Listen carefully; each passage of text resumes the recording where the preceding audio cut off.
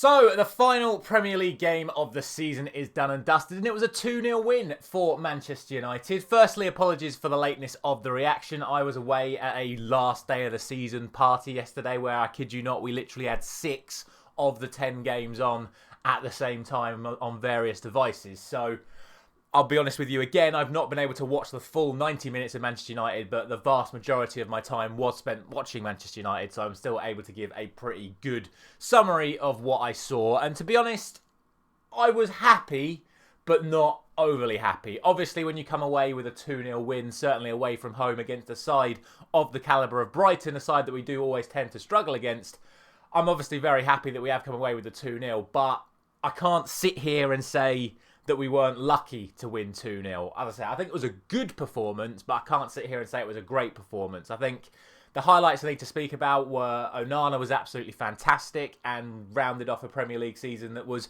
mixed for him, but I think overall, as a first Premier League season, I'm pretty happy with Onana's performances. We have a new video coming out next week after the FA Cup final where I'm going to summarise the season as a whole and every player's individual performances, so stay tuned and make sure you subscribe so you don't miss out for that. I think it was Casemiro's best performance at centre-back. I know he did end up moving into midfield and then played a massive part, certainly in Dallow's goal after making that move into midfield, but I thought it was his best performance at centre-back. I thought Martinez coming back into the side did make a difference as well. We looked so much better balanced with that left footer on the left-hand side of the fence, as Erik ten Hag has been speaking about over the last few weeks.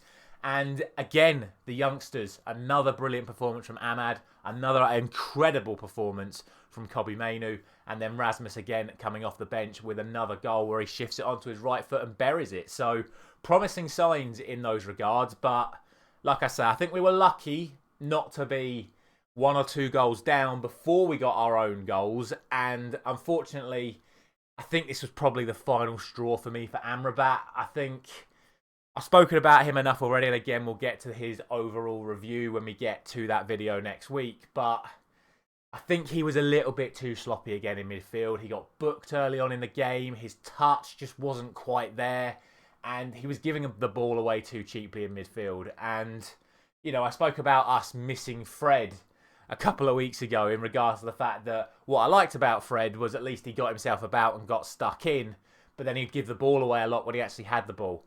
When we play Amrabat as the solo midfielder, or the solo holding midfielder, it's almost like the same sort of thing whereby he'll run around, he'll win the ball back, but if he's the only man in there, if he gives that ball away, it leaves the defence incredibly vulnerable. And for me, he did that far, far too many times yesterday. And if it wasn't for some poor finishing from Valentin Barco, and certainly João Pedro had a massive one where he is basically clean through after Amrabat gave the ball away. Little body feint on Dalot to put him 1v1. He should have scored and they put it wide. So if it wasn't for an Onana save from the Barco shot and for Pedro missing, we definitely would have been 1 or 2-0 down before the goal went in. Same again when it comes to the goal line clearances. I think defensively we're still a little bit shaky when it comes to balls into the box. Obviously I've spoken about set pieces to death on this channel whereby we have this half zonal, half man marking thing. I just don't think it works. I know it's the in thing. I just really don't think it works. And if it wasn't, again, for some really good goal-saving defending from Casemiro and Licha Martinez at the back, we, again, could have been 1 or 2-0 down before we got the goal. So, little bit of concern in those areas. But, like I said, the important thing is, with the players back in the team that we had, we actually dealt with those situations a little bit better. Like I say, Onana making good saves, Martinez making the goal line clearance, Casemiro seemingly having his head switched back on for the first time in a while, playing really well at centre-back, making his goal line clearance, and obviously setting up the goal, as we'll get to later on. In terms of offensively, again, like I've already spoken about, I thought Amad was really good again. I thought Garnacho was dangerous again. Some of the link-up play from Mainoo and Bruno was really, really good. The only disappointment was McTominay didn't put the ball in the net on the big chance that he had. Now, I've spoken enough times about McTominay being up front. He should be our backup striker to Rasmus Højlund. More on that in my new Football Manager series that I launched yesterday night. And the first episode is coming out tonight with the first match of that. So make sure you check out my gaming channel so you don't miss out the first episode of my new Football Manager series. But I still think it works having McTominay further forward. I don't think he should be that involved in the midfield play. But the whole reason I was going to put him up front is because of his movement and then his good finishing in front of goal. And unfortunately, when that big chance came for McTominay in that centre-forward position, again, brilliant build-up from Mainu and Bruno to get the ball through to McTominay. He then takes such a poor touch out wide, which then means that when it comes to the shot, the finish just isn't as good as you would normally expect from McTominay because he's pushed himself too wide. And unfortunately, again, at this sort of level, you can't be that wasteful with those sort of chances. So I was a little bit disappointed with McTominay up there, but obviously once Rasmus came on, the whole side basically just went up a level. And, you know, Ten Hag spoke about managing his minutes. I'm assuming that is because he now will play Rasmus for the full 90 against Manchester City on Saturday this week. And look, he looks really sharp again. I think that strategy of building him up to this final has actually worked out really well for him because he's been coming onto these matches fresh, ready to go, being able to put himself about. And again, the goal that he scored today, brilliant. Or last night, should I say, absolutely brilliant. Gets the ball, squares up 2 or 3 defenders. They all know he wants to go on his left foot, but both of them he shimmies out onto his right foot. And then what a finish to go near post on your weak foot. Incredibly brave for a striker that's apparently not very good on his weak foot. Fantastic finish, and Rasmus made it 2-0. I have skipped over the first goal, so we'll get back to that now. And like I say, the substitutions that were made allowed Casemiro to move back into midfield. Varane coming back. Hopefully he's available to at least play 60 minutes against Manchester City at the weekend. If we could start with Varane and Martinez, I think we've got much better chance of getting a result against Man City. That then allowed Casemiro to move into midfield. And immediately you could see the quality that Casemiro still has in midfield. It was only 3 minutes after the substitutions were made and Casemiro came onto the pitch that he then made that move into midfield, got on the ball, looked up, and then hit a beautiful pass downfield. If it didn't end up going to Dalot, Højlund would have been clean through as well, but there was a sort of a collision between Højlund and I think it was Webster, the defender. I can't remember which defender it was, but there was sort of a collision between them.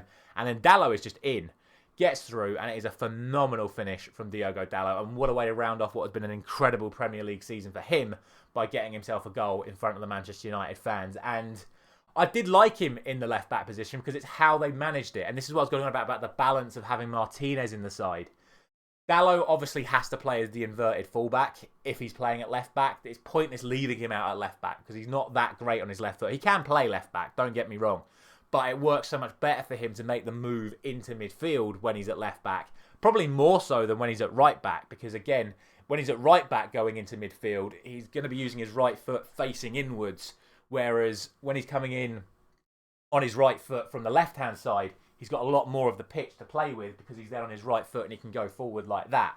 But when you have Martinez at centre-back, what you can then do is just tuck Wan-Bissaka in as a third centre-back, have Casemiro or Varane, whoever in the middle, and then Martinez goes to left-back and it forms a back three.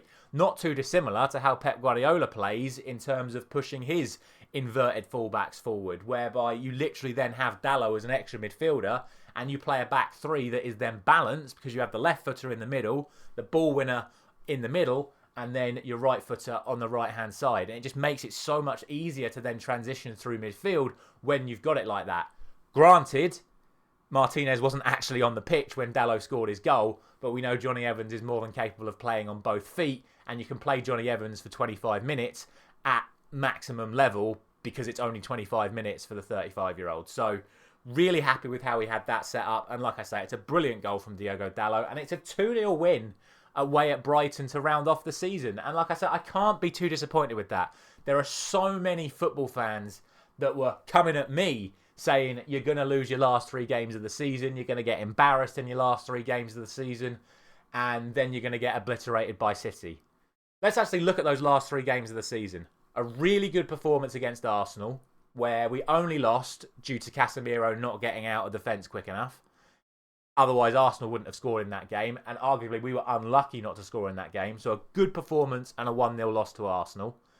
A great performance and a 3-2 win against Newcastle, which I think was very harsh that it was 3-2. I think it should have easily been 3-1 and potentially even 3-0. So a very good performance against Newcastle. And then a 2-0 win against Brighton, where, again, we've not been at our absolute best, but we've performed really well. So I can't complain about how we've actually ended our Premier League season. Yes, we've only finished 8th. Yes, if we don't beat Man City, we're out of Europe.